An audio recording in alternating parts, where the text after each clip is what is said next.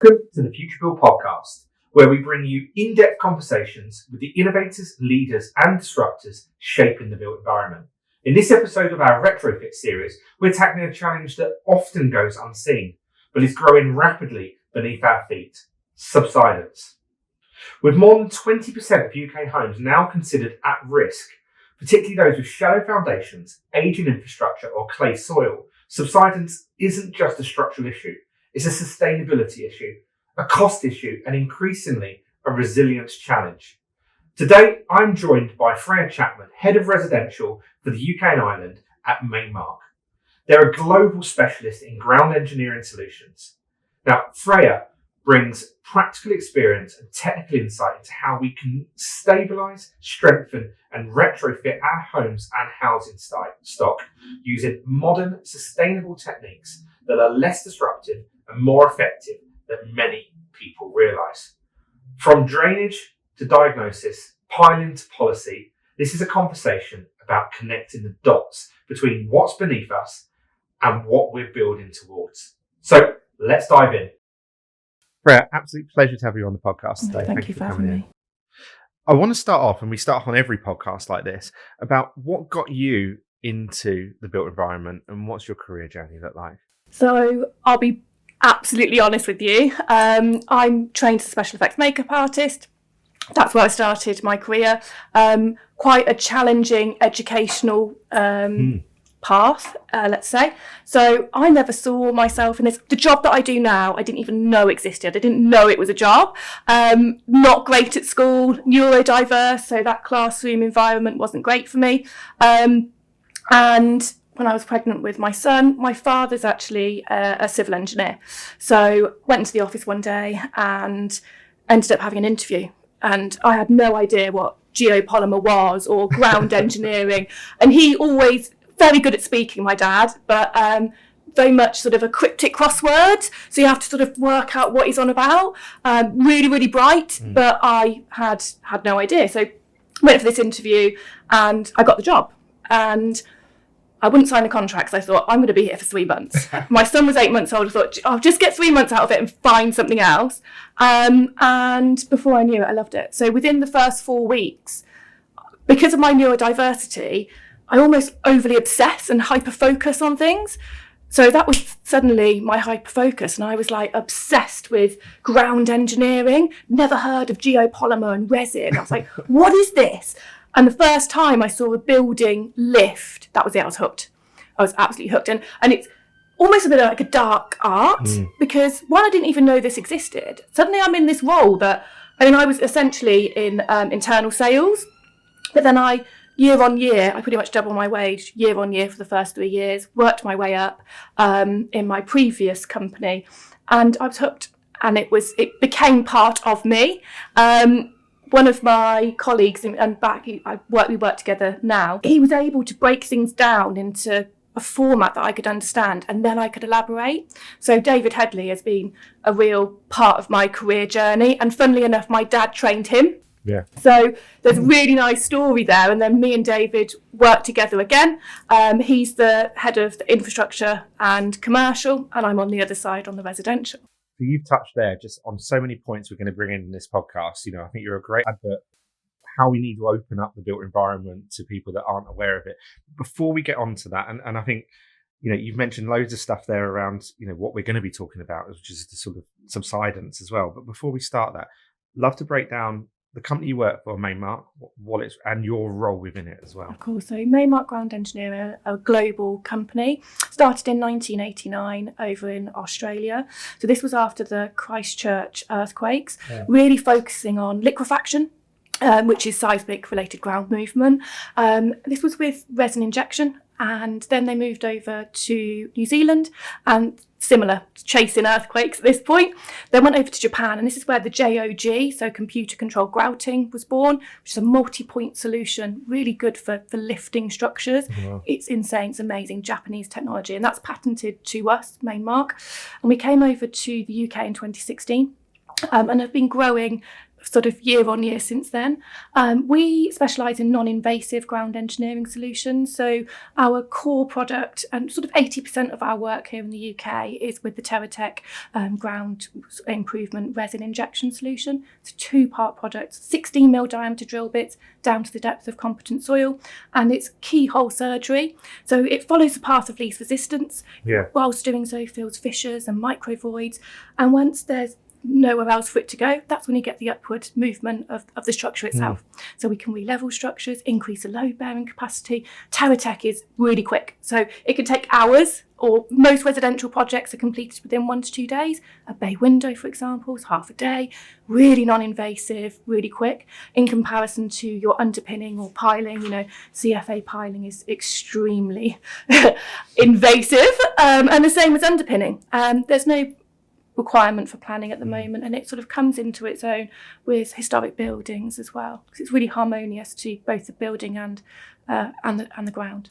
So we're here to cover, I think, probably it's probably not spoken about enough as a topic, but is a huge issue in the UK, and that's subsidence. Give us a little bit of a sort of an overview of how big a problem it is, and I suppose as we talk about resilient housing and how we've got, with climate change, etc., how big of a problem it's going to come as well. Yeah, so currently it's around 20% of all housing stock in the UK is affected by subsidence. It's a real issue, but it's very much a dirty word. So if you or I have subsidence, or the average Joe, as it were, you don't want to talk about it, because straight away there's all those sort of doom articles that you're going to lose sort of 40% of the building's worth. And for me, my home is the most expensive item I've got, So, and then there's the insurance industry, again, is quite negative. Lots of articles around there about sort of getting on that train and not being able to get off. But it's a huge issue. And the most affected properties that we see are the ones with shallow foundations. So we've got Victorian red brick properties, beautiful, up and down the country, on limited shallow foundations. And the ones that are being affected right now, so we're currently in a surge, which means that the clay is desiccated. It's currently at 308, so that's the Morex data, which is Met Office data. Is at its maximum. So the clay is desiccated. What happens when the clay desiccates is it shrinks. So you've got what we call fissures. So as it shrinks, because of the moisture content and the reduction of the moisture within the ground, your structure, if you've got a Victorian property, say 300 to 600 mil foundations, the zone of influence is around 2.2 metres below ground level. Well, your foundations aren't anywhere near adequate. So you've got all of that zone that's shrinking and swelling. Because it's shrunk, now you've got clay shrinkage subsidence. So London, home counties, Sheffield, all on clay. Huge amounts of housing stock in those areas that are affected. Milton Keynes is also on clay. Parts of it, you've also got sands in that area. Huge issue. And we hear a lot that people really only discover they've got subsidence when they're coming to move. But what are some of the telltale signs maybe that people should look out for? So the most common place is that, there's a couple of things. If you can, a visual sign, which is a great one, is if you can slot a £1 coin into a crack, you need to seek professional advice. So that's around 3 mil. So the 3 to 5 mil is where you're going sort of, you've got structural issues going on there. And you need to seek professional advice, and you can contact someone like ourselves or a structural engineer to have a look. It could be that you've just got a wall tie issue. But a lot of the time, the first things to go are the porches, bay windows, and sort of single-storey structures. Okay. Bay windows have always been a bit of an afterthought. And again, talking about the Victorian homes, they were very much an afterthought. And on even shallower foundations, pretty much no foundations, 2 to 3 brick foundation. So they're the first things that you'll see to rotate away. They're also closest to potentially street trees. And you've also generally got some sort of drainage in that area. So check your drains if there's drainage in the area. What's going on in the environment? Are there large trees? Am I on clay? But yes, that sort of slotting a £1 coin into a crack would be advisable to seek advice. And also monitor it. Is it becoming better in the winter? If it is, you've got seasonal movement, which is linked to clay shrinkage, you get these telltale clips and take pictures every 3 months. But seeking advice is always best, because the longer you leave it, the more expensive it's going to be to the superstructure, the above ground structure repairs, as well as you can be pushing the problem deeper. So you mentioned clay quite a lot. How common is clay across the UK? It covers a large expanse of our housing stock. Right. So dependent on soil strata will give you different types of issues. Right. So clay, you've got the expansion and contraction dependent on the moisture content. And then trees come into that as well, because they're obviously taking out the water during those prolonged dry periods to survive. Yeah. In the granular sands, water's your worst enemy. So drainage and then flooding. So 2024 was one of the wettest years. We had more flooding than we had in previous years. So that creates washout and micro voiding, and then the structure will then move into that. So you need to make sure that your drains are intact. And a lot of us live on clay pots and old drainage. And the use of sort of, unfortunately, a lot of farmland now is housing estates, and we need to do that. However, that does change the way of the land drainage would have naturally gone. We are creating more, unfortunately, floods due to the more cement that we're putting into the ground. Yeah, I suppose it's the change, as you mentioned there, it's a changing climate as well. And we're getting wetter periods of wetter times, and then obviously mass drought as well. Absolutely. And don't get me wrong, sort of 1979, I love a bit of data. So 1979 was a very long, prolonged drought, and we saw huge amounts of ground movement due to that in the clay areas. And this does happen every sort of 3 years. We'll see a surge. It's definitely getting worse each year. So yes, it's unfortunately global warming and the changing of the seasons is massively impacting this. Yeah. So talk about the process. So, if I'm a housing association or a local authority, I'm starting to see some of my aging housing stock suffering some subsidence. That's mass panic, isn't it? But what's the process there? And I suppose, are they covered by insurance? What's the sort of steps they need to go through? So some housing associations are actually self-insured. So first of all, they need to look at their own policy. Second of all, seek professional advice. So, for example, come to someone like Mainmark, one of my team or myself will come out and do a full audit. So we really need to understand the causation. So with any design and competent designer, they need to understand what those causations are and to remove those to provide an all-encompassing design. It might be that combined methodology needs to be sort of adopted.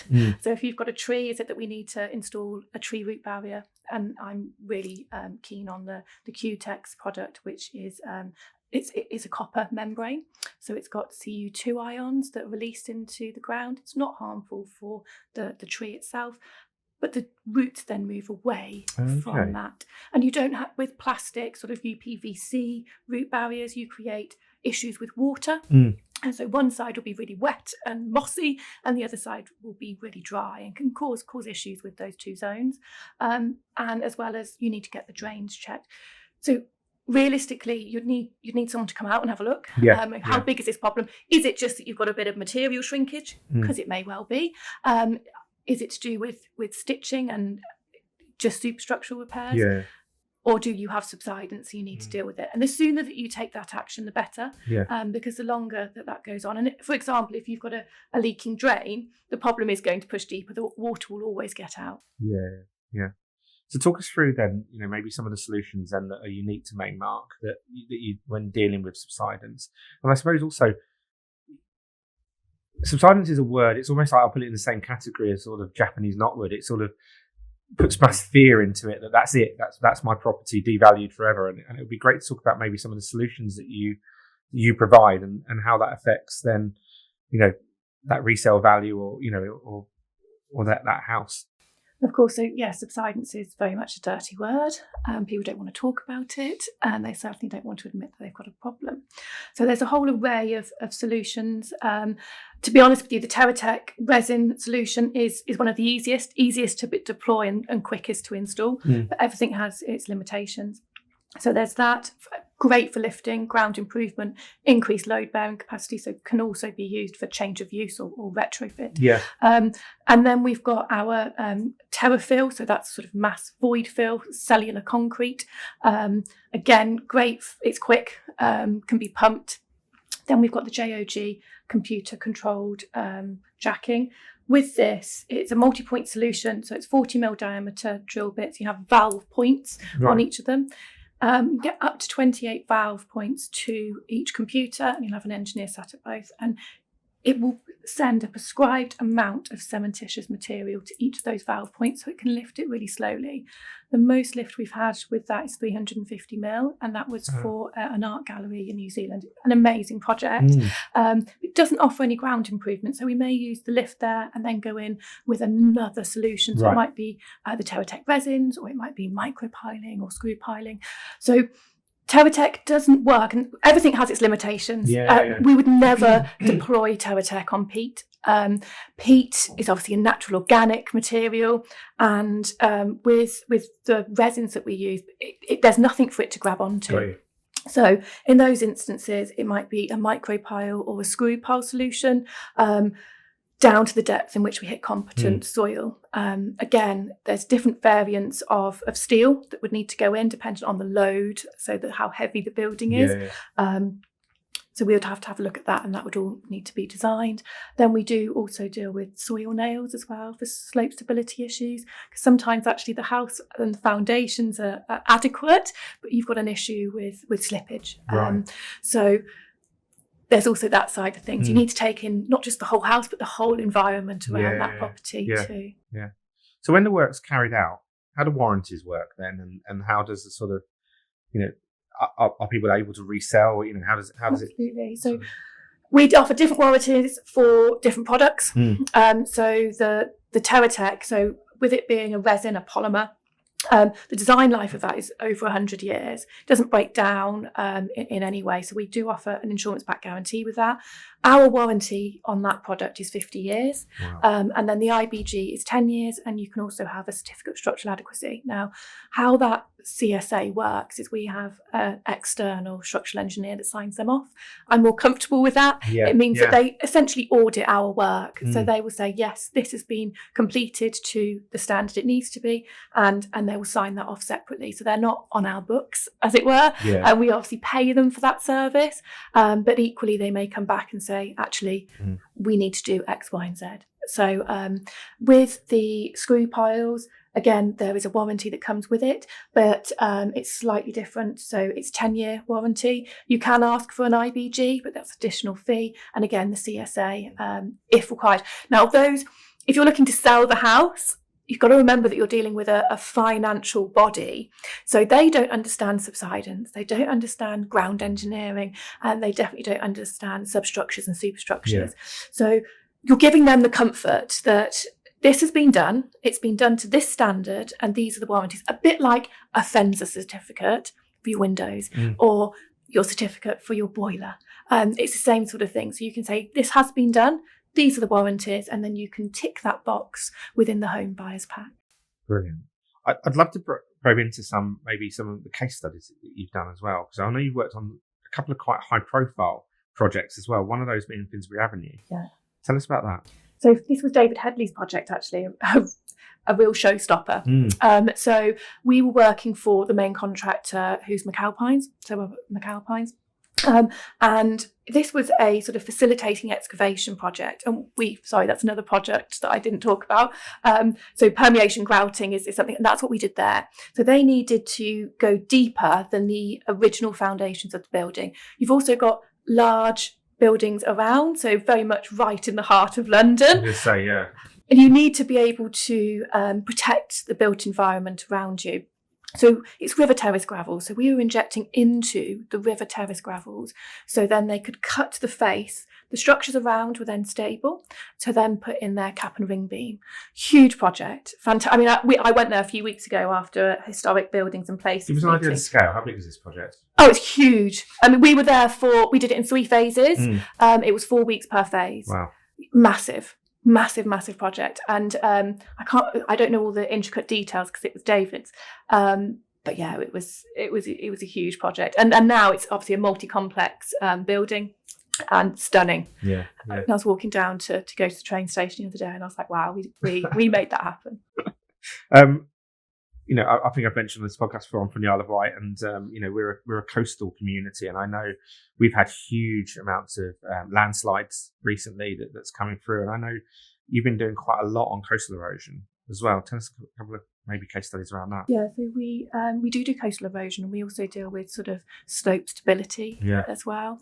So a project that isn't too far from you, actually, where it was a seawall. People are losing their gardens to the sea, and farmers are losing their land into the sea sort of every year at the moment. So we went in to treat the wall, which in essence is right on the sea. We had to work with tides as well, but the material itself is inert, so it doesn't affect the water table, doesn't affect the wildlife, but it's also hydro insensitive, so the water can be present, it will push that water out. It was a really quick solution for them. But in Ventnor on the Isle of Wight, sort of looking at huge amounts of work over there at the moment. And it's really complex, which is great, and really enjoy these complex projects.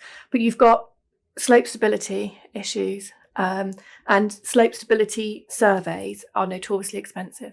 So you have to have a slope stability survey to be able to put a project together, and that would be done externally to us. So we would commission for that to be done, but that could be £5,000 to £10,000 for that survey to be done, to then put a design together for it. And Ventnor is really interesting from a geology point of view. And you're right, you've got roads that are closed off, you've got houses that insurers are having to buy back, because some of these projects, it's heavy civils that you were going into for residential homes, and well over £1 million in some instances just for the screw piles, soil nails. It's huge, and with a lot of these projects, it's massively combined methodology. So you're not working with 2 or 3, it might be like 4 or 5 different methods to manage these issues, well beyond any budget that a homeowner can afford. Yeah. So how are they doing that? At the moment, there's a couple that insurers are actually buying back. Oh wow. And this is where it's interesting, because a project that we were looking at only last week on the Isle of Wight, it's stunning, beautiful. There's a real issue with the slope stability, and the structure is now obviously at risk. And the quote for that will go beyond the value of the sum insured. And the only thing they can do there is it's going to be brought back. Well, that's your home, and or they go for an alternative solution, which in insurance, so the FCA, it has to be long lasting and effective. So we will always go for the best solution. We're an engineering contractor, and there should be a factor of safety that's built in, which there always will be. But it's a really complex project, and it needs to be dealt with in the appropriate manner. My concern over some of these is that it will be done at a cheaper method, for example, that won't be long lasting, and nor will it be effective. There's some real complexities over on the Isle of Wight, and it's a real shame, because people have bought their forever homes. I think those case studies probably show a huge span of work that you get involved in, all the way from those sort of Victorian terraced homes to massive projects in central London to the coastal erosion. Subsidence is happening everywhere across the UK. I know something that you're, as Mainmark are really sort of on top of the game is around those sort of digital side of things and monitoring and the capabilities. Talk us through some of those sort of solutions. So obviously AI is coming in, and things are becoming much better. So there's several different ways in which you can monitor a property. They're really for the larger complex issues. So I believe we as a company, if you can fix it and you understand the causations and the issues, monitoring is just going to create more of a problem. You're going to be pushing the problem further, deeper, and superstructures will be an issue. But when you've got a large structure and poor understanding in some instances, then monitoring is great. And certainly when you're dealing with a TPO, so when tree law comes in as well, monitoring of a building is key. So you can have digital monitors now. So you have gauges set up, and it's all be accessed from an app. But again, that's not for every project. I wouldn't necessarily be looking at that on every project. We do laser levels, and we also do brick level surveys and ground sort of floor surveys as well on each site visit. This is really just to confirm what we can see. So it's good to build that data, of course, but you can really understand the mechanism of movement and confirm what can be seen by, not by everyone. I mean, I would show a client, this is what's going on, and then they've got the numbers. You can understand the numbers, but it can be harder to understand the mechanism of movement from cracks. I suppose this is the difference, isn't it, between having a look at those sort of reactive repairs or looking at that sort of proactive strategy. And I mean, from a so GPR's been widely used for well over a decade. So for that sort of proactive approach, we do have some of our clients in warehousing that will proactively do a GPR. So it's a ground penetration radar from once it's going from one client to another, one tenant to another, just to ensure there aren't any voids. We should be doing this more often because it's extremely costly for the tenant when they're in situ and say you've got a large warehouse for a retailer, for them to stop for only just 10 minutes, the loss of earnings is huge. So we are trying to drive that slightly as well, and having that proactive approach. And certainly when you're closer to the coast, Avonmouth, for example, historic, an area that's well known for voiding due to obviously the tides coming in and out. So when people are looking at either buying a home or whether it's a commercial property, and it's got a declared subsidence issue, what should people be looking for? So, some advice to them. First of all, whatever's been done, get the drawings, as in what did they do? What was the design, and then what was actually done on site? Because you can see in some instances, for example, screw piling, that it might be a design, but actually what was installed on site is vastly different. So you need to ensure that, one, the design was installed, and if it wasn't, has it still been certified? And what the causations were. So if there was no understanding of what the causation was, then you would have, I would have little comfort in the solution was accurate. Because we used to just sort of underpin and think that would be fine. But personally, if my ship was sinking, I wouldn't throw out the anchor. And in certain instances, dependent on the soil strata, that's what you're doing with underpinning. So you need to understand the causation. Is it a large tree? Is it drainage? Is it the fact that you've got all of those and limited foundations? And what have they done to rectify that and ensure that fix was appropriate? And what warranties came along with that? Did you get a certificate of structural adequacy? If you had to go down the underpinning route, was it signed off? Did they go through planning for that? Because it should also go on the deeds. So just having that understanding and seek advice. Did you think it's a time that we need to sort of maybe reframe subsidence, that it's not a disaster, that it has been perceived as, and actually it's a fixable problem? Absolutely. And I think a lot of people will still will only know underpinning or piling as solutions. And both have come on a lot now. So, the CFA piling that people may think, you'll see in central London, for example, that's the route that I'll have to go. Or when they don't understand the breadth of different solutions. And it is solvable. I mean, a lot of people that I sort of work with, clients, will now buy subsiding properties because they can buy them at a cheaper rate and flip them. They can do a resin injection solution or a micropiling, mini piling, which is going to be quick, simple, and pretty easy in comparison to the others, and make money on those properties. So it doesn't have to be a disaster. And it absolutely should be reframed. And this is really what I do in sort of educating people on options and the right solution for the structure, the ground, and the situation in that property is in. Brilliant. You mentioned this in your intro, and I know it's something you're extremely passionate about, but is about how we attract new talent into the built environment. And I know this is a role that you play, at Mainmark, but in the call that we had before this, you talked about that sort of 250,000 people needed really to plug this skills gap, and I know in your sector it has a huge impact as well. Talk us through this a little bit. So I mean, by 2029, we're meant to have built 1.5 million homes in the UK. Now, to do that, we will have a gap of 250,000 skilled workers.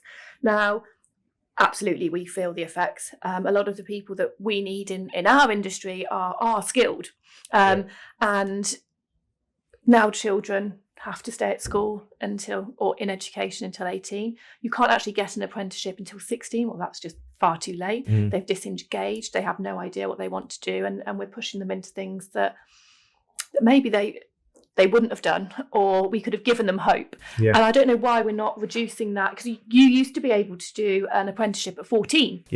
And it would be day release, and you would be given a skill. So when you did finish school, you had a vocation to follow.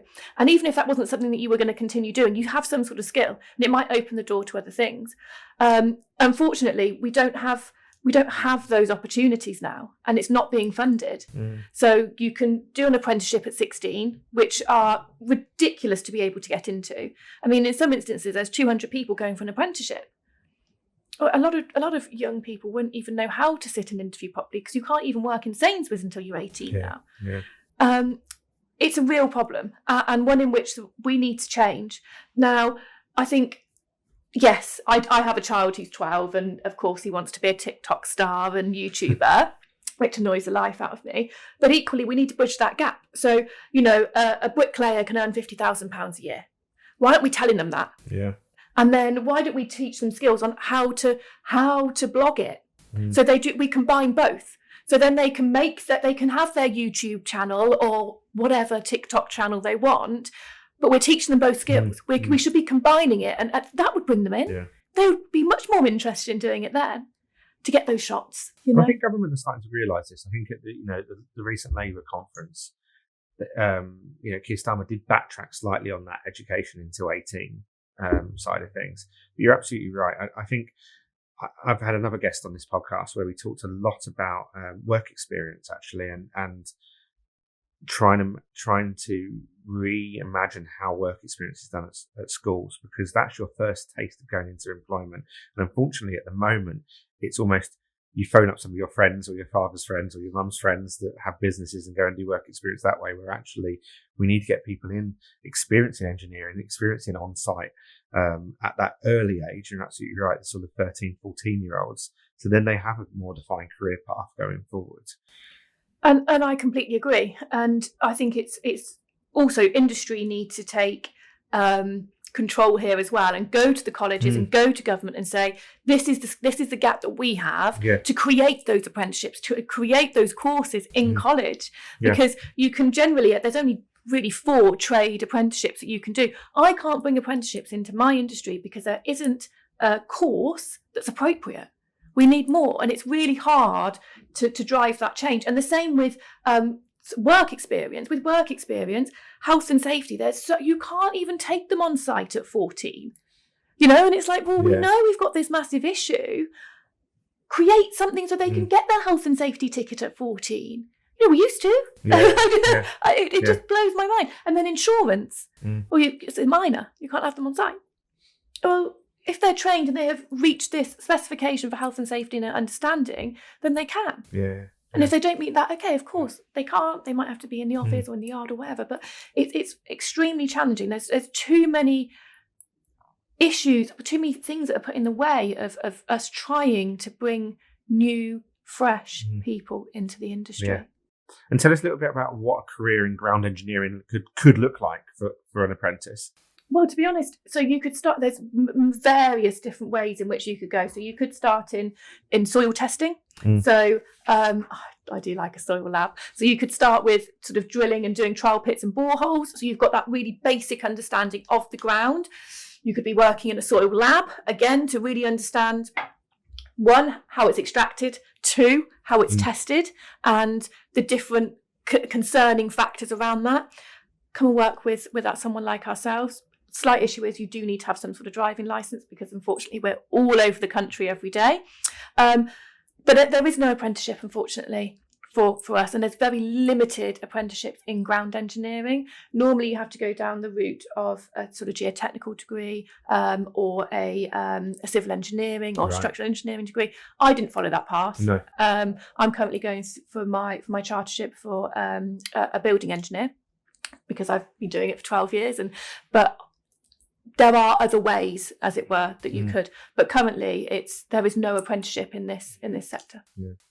I would say, you're very much the face of Mainmark in the UK, and I know one of your roles is that they put you out at various trade shows. Yeah. I saw you on it last week, and you must come across huge amounts of sort of students there, sort of, and what's sort of the questions they're asking. You're sort of hearing it firsthand, so I'd love to sort of cover that. Well, they all want to know what we do, because, and I love that. I love explaining to them, because they don't know. No, they have never heard of this before. And then they ask, how can they get a job? It's generally like, how can we earn money? Is really the biggest question. Yeah. And for me, I'm saying to them, look, get one of the trades and then go into specialist, because that's where you're going to earn the most money. Yeah. So go into the specialist lime mortar, or I call it when you're like putty bashing on the old windows. That's really specialist. And the reality is, this all is learn on site. Yeah. You need to cling on to someone that's got these skills. Get your basic tickets and find someone with those niche artisan skills and learn from them. From Construction Week last week, I'm actually going to be doing a bit of a college and sixth form tour. Oh, wow. And actually I think it's really important. Yeah. So I'm going to be going, I deal with CPDs generally to engineers, consulting engineers, so on and so forth. But a lot of the college heads were asking me, how can we get people into, I was like, let me come and speak to them. Yeah. And even just speaking to these sort of young adults, they had no idea that this was even an industry. And I think it's really important that all of us as industry leaders get ourselves out there to these colleges and get them excited. Yeah. Show them what career they could have, because the college leaders don't know about all of the jobs. They're teaching specific subjects. Yeah. And how is Mainmark supporting this as well? What's your apprenticeship schemes look like, or your career developments? I mean, we do career developments, but we can't offer an apprenticeship at the moment. Oh, wow. So I've been working with there's a gentleman called Liam Hanlon, so for the Foreshore Group. He is amazing.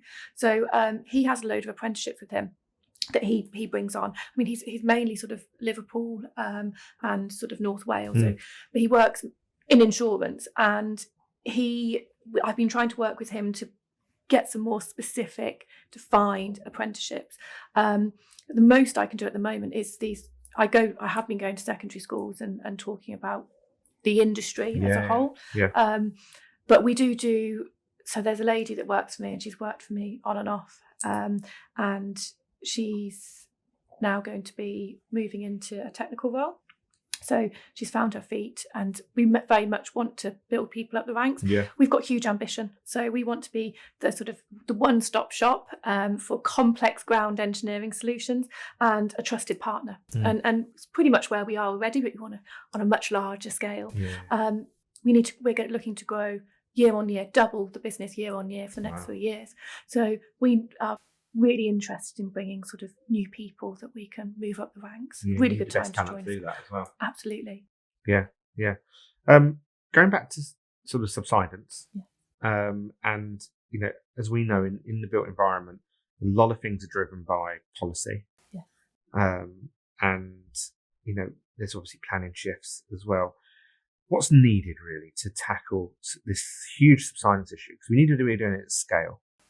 We need to be doing it at scale. And I think, first of all, it's sort of an education piece. So instead of, and a local authority owns a huge amount of housing stock, obviously.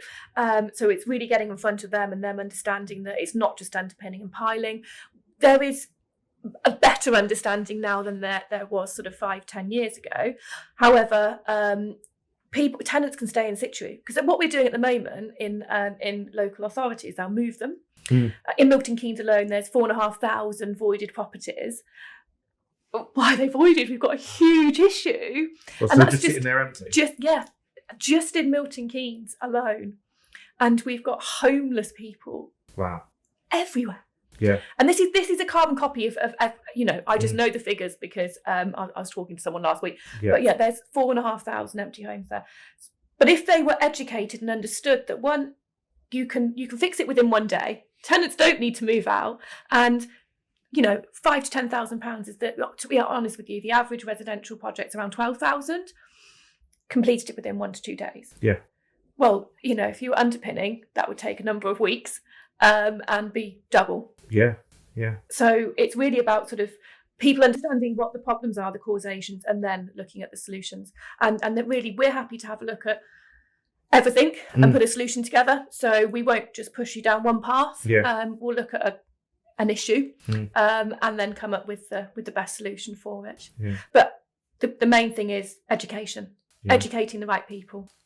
So as a government, are they, is there enough support financially to these local authorities? No. Yeah. I mean, how do we fund this? Well, this is the thing. So there's money that goes into voided homes, but because of the court cases with damp and all the other things, a lot of money's gone into that. I mean, this year we had the most amount of money released into housing for a number of years, which was great.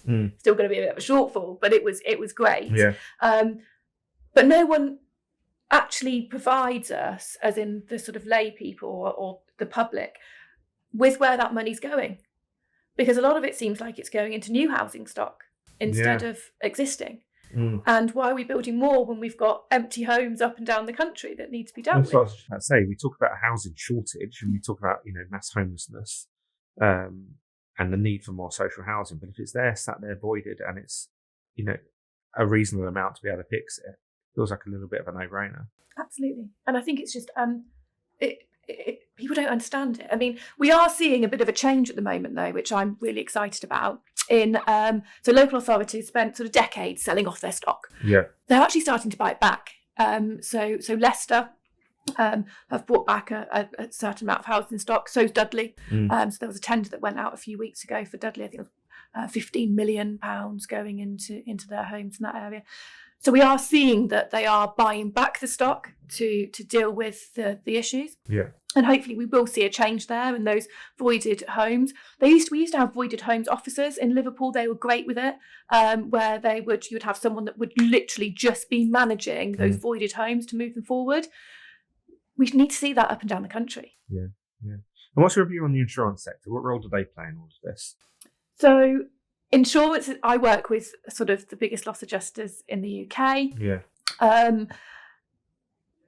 You have good and you have not so good. Once you're on that train, it's quite difficult to get off of it. If I had subsidence in my home, would I go through my insurance? No. One, because it's very challenging. It's very challenging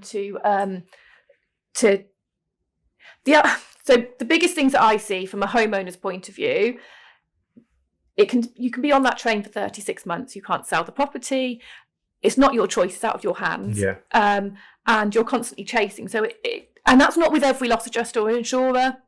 The thing is with insurers, unfortunately, the level, the competitive level is very low. So no one's really willing to go out there and do better because everyone's working at the same low level. And I go to these conferences where we discuss about, we need to do better, we should do this. But no one's willing to do better. Yeah. Because actually it's the stakeholders and the shareholders that just want their dividends. And we should do better. We need to do better. But you've also got where we're in a time online where you can get home insurance for, as little as £150 a year.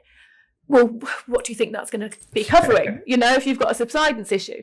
So I think there needs to be, I think the insurance industry needs to get better when we're dealing with subsidence. We need to deal with things quicker. Yeah. And this has been the case the whole time I've worked in the industry. But also I think the play-off for that would be that we are going to have to expect higher premiums. And if the service was better, then people would go down the insurance route. Yeah. And you get stuck. I mean, I wouldn't have £12,000 to spend on a subsidence issue. I'd have to put it on a credit card, Yeah. And that's the reality of today. So then you're either forced down the insurance route and then you can't sell the home for a number of years. Debt. Or personal debt. Yeah. And it's realistically, quite uncomfortable position to be in. Yeah. We talk a lot about, the need for more collaboration in the built environment. Yes. And I suppose what we need then is better collaboration between the insurers, the engineers, the asset managers. Are you seeing that at all? Yeah, with some of them, absolutely. Because, so in London, for example, you've got beautiful street trees, okay? So the local authority will own the tree, and then you've got a private homeowner. So you will see this sort of battle between, and actually the insurer just wants to close it and mitigate it, put the risk onto someone else. The local authority is bankrupt, so, and they can't remove the tree. So you do see these battles that go on for a prolonged period of time, and they're in checkmate. However, someone like Zurich, for example, who insures the local authority as well as homeowners, because we're pushing water around a bowl here, there is more collaboration. But we need to see that across the industry because it needs to be long-lasting and effective as per the FCA. So why don't we all come together and work out a long-lasting and effective solution? Yeah. I always finish the podcast on a couple of questions, which is, the first one is really, what's the big change you want to see? What could create the biggest positive impact to the built environment? I know that's a massive question. I think changing the way in which we educate young people in general, and certainly in the built environment. If we don't plug these gaps over the next 5 years, now this isn't a long period. In the next 5 years, the built environment we're going to be stuck. There's going to be huge issues. So we really need to plug those educational gaps that we all know are there. But as an industry, I think we need to come together and promote change and enforce it. Yeah. And it's very clear to see you're one of those people that are driving that change and, and inspiring others. I suppose that leads nicely onto my last question, which is, who had a really positive impact in you and your career? A few people. So David Headley was really key in my career, if I'm honest with you. He's only a year older than me, so it's not like I'm talking about. But he had the ability to make really complex ground engineering issues relevant. So he was, a huge help to me, and it's great that we work together again now.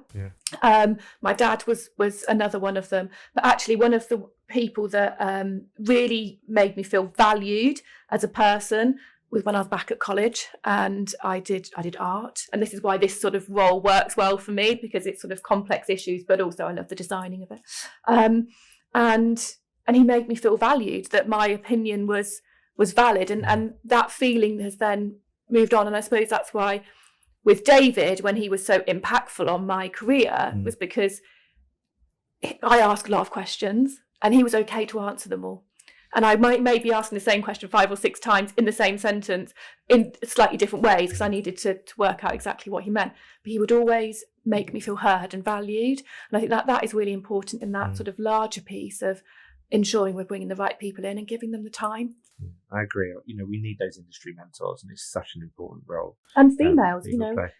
Yeah, absolutely. We don't see as many females coming through. That has slightly changed. And it had at Construction Week last week. It's the first time I've seen so many females in the room that weren't just marketing, which was amazing. But we need more of them, and we definitely need mentorships at every level. We need mentorships, because even leaders and company heads, they're probably the ones that need the most mentorships in some instances, because they're so stuck in their ways. I think it needs to be across the board, and we need to bring in some sort of mentorship for people in industry. No, you're absolutely right. Diversity is a huge issue in the built environment, and it's more so actually, on site.